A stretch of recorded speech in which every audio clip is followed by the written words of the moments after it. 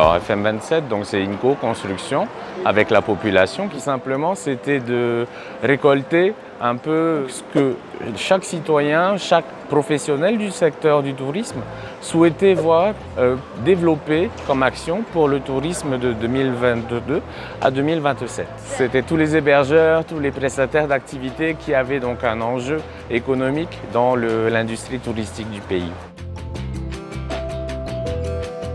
En décembre 2022, il y a eu un vote à l'Assemblée, à l'unanimité, pour donc définir le plan stratégique Farir Amanihini 2022-2027.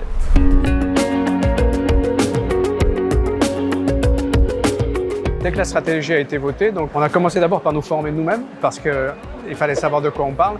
Donc c'est là qu'on a pris contact avec le GSTC, donc le Comité mondial du tourisme durable, pour justement connaître effectivement les critères de durabilité des destinations comme la nôtre, pour ensuite mettre en place toute une série de sensibilisations, d'abord auprès des professionnels, à travers des conférences, à travers des webinaires, des formations.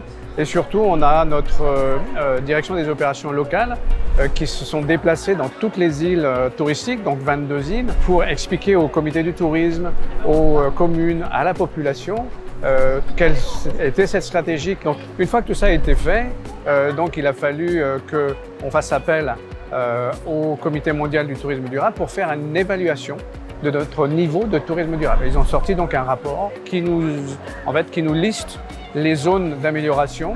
Donc ça, c'est une base qui nous permet donc d'avoir déjà des éléments d'action qui sont présentés aujourd'hui auprès des membres du forum pour justement aller plus loin.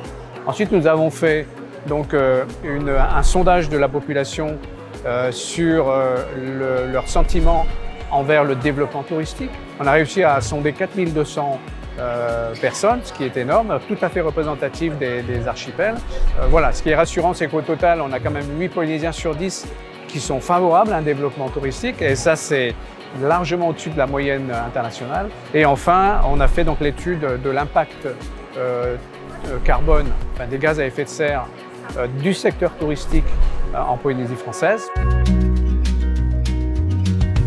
En 2023, on a lancé des études sur le bilan carbone. On voulait savoir combien le tourisme pesait en fait dans les émissions territoriales. C'était sur l'année 2019 en fait, qui était l'année de forte fréquentation touristique. Ça comprend les transports internationaux, les transports intérieurs, l'hébergement, la restauration. En fait, il faut savoir que le tourisme en Polynésie, ça pèse pour 15% des émissions territoriales et au niveau mondial, on est sur du 8%. L'objectif 2050, c'est 2 tonnes de CO2 par personne et par an. Aujourd'hui, on est par touriste et par séjour, hein, le séjour c'est pas sur l'année, hein, mais bon, par touriste, on est à 860 kilos.